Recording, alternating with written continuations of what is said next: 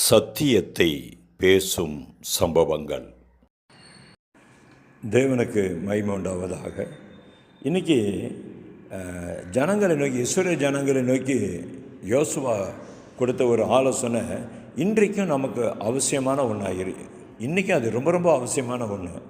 அதிசயங்களும் அற்புதங்களும் நம்முடைய வாழ்க்கையில் தேவன் நமக்கு செய்யணுங்கிறத நம்ம வாஞ்சிக்கிறோம். எவ்வளவோ அதுக்காக நம்ம காத்திருக்கிறோம். அற்புதத்தை செய்வார் சொல்லி விசுவாசிக்கிறோம். பல நேரங்களில் விசுவாச அறிக்கை கூட நம்ம செய்கிறோம். ஆனால் அவர் அற்புதங்களை பரிசுத்தத்தின் அடிப்படையில் தான் செய்கிறார். அதாவது நாம் பரிசுத்தமாக இருக்கிற அந்த விஷயத்தில் தான் அவர் கடந்து வந்து மகிமையான அற்புதங்களை செய்கிறாருங்கிறத ஜோசுவா அன்னைக்கு அறிந்திருந்தபடினால ஜனங்களோட அப்படிப்பட்ட ஒரு ஆலோசனை கொடுக்குறாரு.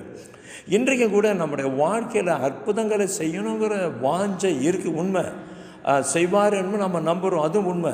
ஆனால் அதுக்கு நம்ம பக்குவப்படுத்தி கொள்ளும்படியாக கர்த்தர் அந்த இடத்துல, அந்த விஷயத்தில், அந்த காரியத்தில் எழுந்தருளி அற்புதங்களை செய்யத்தக்கதாக நம்மை நாமே சுத்திகரித்து கொள்ளுகிற, பரிசுத்தப்படுத்தி கொள்ளுகிற காரியத்தில் நம்ம ரொம்ப நிர்விசாரமாக இருக்கிறோம். அதையெல்லாம் நம்ம அதனால தான் நம்மளுடைய வாழ்க்கையில் தேவன் அற்புதத்தை செய்ய முடியாமல் தடுமாறுறாரு.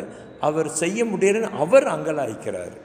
தாவீது சொல்கிறாரு, படுக்கையில் உங்களுடைய இருதயத்தோடு பேசி அமர்ந்துருங்கன்னு சொல்கிறார். இன்றைய சுத்திகரிப்பு நாளைக்கு தேவன் என்னுடைய, உங்களுடைய, நம்முடைய வாழ்க்கையில் அற்புதங்களை செய்வதற்கான செய்து முடிப்பதற்கு ஏதுவான ஒரு வழி, ஒரு வாசல் அதுதான். எனவே நாம் ஒவ்வொரு நாளும் நம்மை சுத்திகரித்து கொள்வதிலையும் பரிசுத்தமாக்கி கொள்வதிலையும் நாம் ரிஸ்க் எடுப்போம்னா நம்முடைய ரிஸ்கெல்லாம் அவர் எடுத்துக்குவார். இன்றைக்கு தேவை அவருக்கு முன்பாக ஒவ்வொரு நாளும் நம்மை சுத்திகரித்து கொண்டு நாம் நித்திரைக்கு செல்வோமானால் அடுத்த நாள் நமக்கு அற்புதத்தின் நாளாய் தேவன் எழுந்தருளி நமக்காக கிரியை செய்கிற நாளாக இருக்குங்கிறதுல எந்த விதமான மாற்று கருத்தும் இருக்க முடியாது.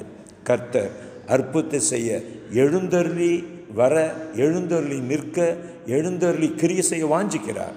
நாம் நம்மை பரிசுத்தப்படுத்தி கொள்வதில் வாஞ்சை உள்ளவர்களாய், அதில் வைராக்கியம் உள்ளவர்களாய் இருக்கும்படியாக தேவன் தாமே எனக்கும் உங்களுக்கும் நம் ஒவ்வொருவருக்கும் இரக்கம் பாராட்டுவாராக.